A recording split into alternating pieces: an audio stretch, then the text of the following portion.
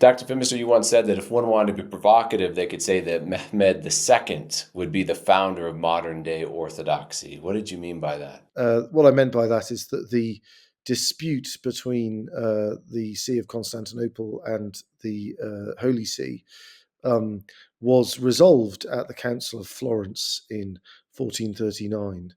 and therefore, and the remaining emperors in Constantinople and the remaining patriarchs were Catholics, Byzantine Catholics in communion with Rome, and there's every reason to believe that had the attempts of Westerners to rescue Byzantium from the Islamic conquest, had they succeeded, that or had Byzantium simply held out, although that's more unlikely, but that the schism would have been over, and there was only one person at the Council of Florence who didn't agree to the decree, which is a very low ratio by historic standards. Certainly, there was more opposition in Constantinople than just him, but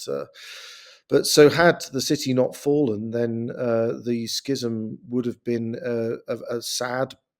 protracted but now over episode in the history of the church. The problem is that the Turkish Sultan didn't want any more crusades sent his way to try and rescue the Byzantines, and so he was keen for the schism to be reopened. So when he'd captured the city, he went and found